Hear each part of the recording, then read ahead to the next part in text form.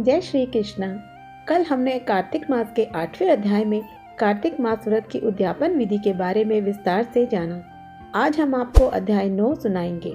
इससे पहले आपसे निवेदन है कि आप कथा को पूरा सुने, क्योंकि अधूरी कथा सुनने से उसका पूर्ण फल नहीं मिलता। तो आइए शुरू करते हैं। इससे पहले भगवान विष्णु के सभी भक्त चैनल को सब्सक्राइब कर ले। राजा पृथु ने कहा, हे मुनि श्रेष्ठ नारद जी, आपने कार्तिक माह के व्रत में जो तुलसी की जड़ में भगवान विष्णु का निवास बताकर उस स्थान की मिट्टी की पूजा करना बतलाया है, अतः मैं श्री तुलसी के महात्म्य को सुनना चाहता हूँ। तुलसी जी कहाँ और किस प्रकार उत्पन्न हुई, ये बताने की कृपा करें। नारद जी बोले, राजन, अब आप तुलसी जी की महत्वता तथा उनके जन्म का प्राचीन इतिहास ध्यान पूर्वक सुनिए। एक बार देव गुरु बृहस्पति और देवराज इंद्र भगवान शंकर के दर्शन करने कैलाश पर्वत की ओर चले। तब भगवान शंकर ने अपने भक्तों की परीक्षा लेने के लिए जटाधारी दिगंबर का रूप धारण कर उन दोनों के मार्ग में अवरोध उत्पन्न किया। यद्यपि वे तेजस्वी, शांत, लंबी भुजा और चौड़ी छाती वाले गौर वर्ण अपने विशाल नेत्रों से युक्त तथा सिर पर जटा धारण किए वैसे ही बैठे थे, तथापि उन भगवान शंकर को न पहचान कर इंद्र ने उनसे उनका नाम व धाम आदि पूछते हुए कहा कि क्या भगवान शंकर अपने स्थान पर हैं या कहीं गए हुए हैं। इस पर तपस्वी रूप भगवान शिव कुछ नहीं बोले। इंद्र को अपने त्रिलोकीनाथ होने का गर्व था। उसी अहंकार के प्रभाव से वह चुप किस प्रकार रह सकता था।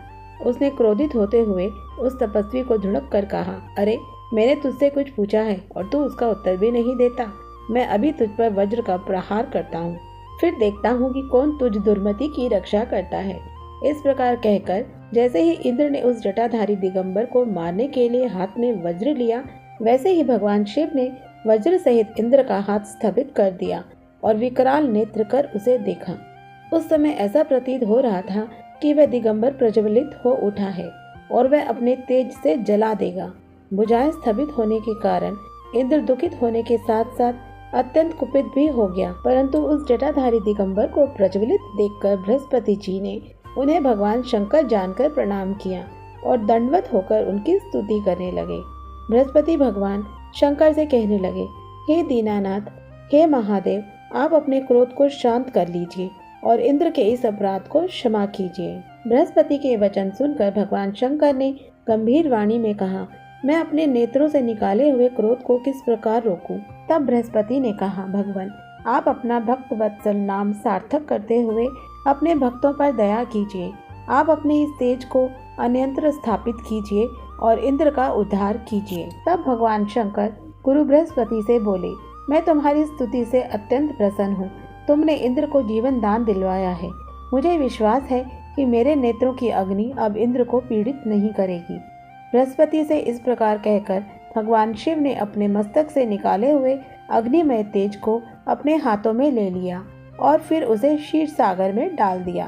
तत्पश्चात भगवान शंकर अंतर्धान हो गए। इस प्रकार जिसको जो जानने की कामना थी, उसे जानकर इंद्र तथा बृहस्पति अपने अपने स्थान को चले गए। तो ये था कार्तिक मास महात्म्य कथा अध्याय 9। कल हम आपके लिए अध्याय 10 लेकर आएंगे। तब तक के लिए राधे राधे।